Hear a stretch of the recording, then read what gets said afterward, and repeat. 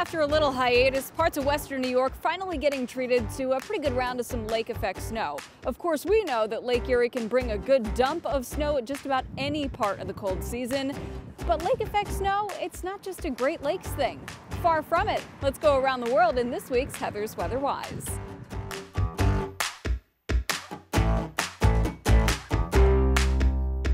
We'll stay in the lower 48 for our first stop. We'll head over to the Great Salt Lake in northern Utah.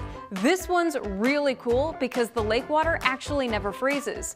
Why? Well, the salt content. The high concentration of the mineral significantly lowers the freezing point of the water, meaning it would have to be a lot colder than 32 degrees in order for ice to form on the surface. Why is it so salty?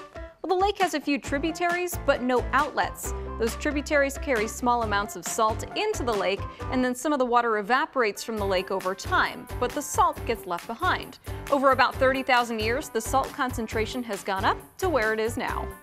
An open lake all year long can lead to some pretty massive snowfall totals. A northwest breeze can end up sending over 500 inches of snow per year to the Wasatch Range. Would you believe that Florida has also had a little bit of this effect? We can't call it lake effect, of course, because it's the Atlantic Ocean providing the moisture, but back in 2003, the combination of some fiercely cold air brought temperatures into the teens and 20s, and a strong northeast breeze brought just enough of a push to lead to a little bit of flurry activity around Cape Canaveral. Let's hop across the pond and turn the calendar a few years up to 2013.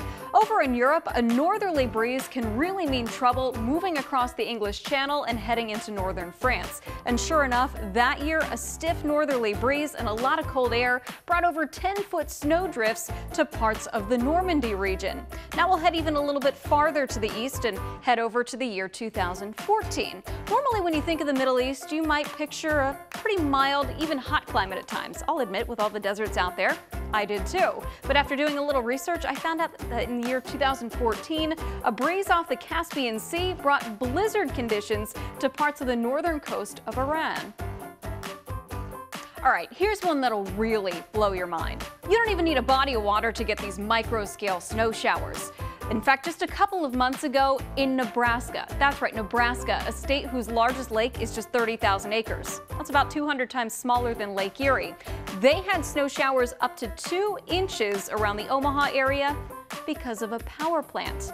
Now, this again involved the combination of some Arctic air and a strong northerly breeze, but it was the steam from the power plant itself that provided the moisture for these snow showers. The power plants were located in Norfolk, and then those strong northerly winds pushed some of that moisture downstream towards the Omaha area, where those snow showers were fairly persistent for a few hours back in December.